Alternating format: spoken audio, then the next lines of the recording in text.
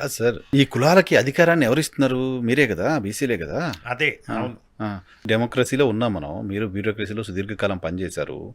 ఇప్పుడు మనం చంద్రుడి మీదకో, ఇంకెక్కడికో పోతున్నాం అనుకుంటున్న రోజుల్లో ఇంకా కులం చుట్టూ తిరగాల్సిన పరిస్థితి ఉందంటారా? మీలాంటి వాళ్ళు కులగణన, కులం అనే ప్రస్తావన తీసుకురావడాన్ని ఏ రకంగా సమర్థించుకుంటారు? మీకు ఒక ఎగ్జాంపుల్ చెప్తాను. హ్మ్. నిన్న ఒక మీటింగ్ జరిగింది హ్మ్. ఆంధ్రప్రదేశ్లో, హ్మ్. అమరావతిలో. హ్మ్. అమిత్ షా వచ్చాడు. ఆయన హ్మ్. ఆయన పటేల్ కులానికి చెందిన ఆయన, హ్మ్. అంటే మన కమ్మారెడ్డి కులానికి చెందిన ఆయన, హ్మ్. గుజరాత్లో. హ్మ్. మరి ఆ వేదిక మీద హ్మ్.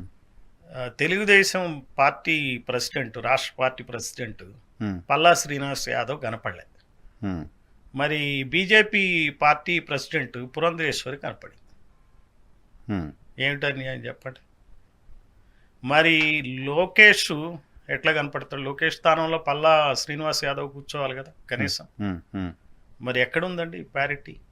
వంగలపూడి అనిత కనపడ్డారుగా?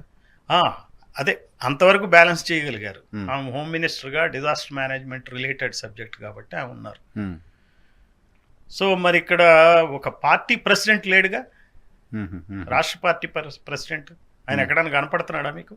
హుహు. సో ఈ కుల ప్రాబల్యం ఉందిగా, ఖచ్చితంగా కనపడుతుందిగా మీకు. హ్మ్. మరి బీసీ కులాలకి ఏ రకమైనటువంటి మరి అవకాశం లేకుండా పోతుంది కదా. హుహు. టీడీపీ బీసీల పార్టీ అంటారు కదా, అవును. మరి ఎక్కడ ఉంది? వైసీపీ ఎస్సీల పార్టీ అంటారు కదా, హ్మ్. మరి వాళ్ళకి ఎక్కడ ప్రాధాన్యత లభించింది? హ్మ్. హ్మ్. హ్మ్.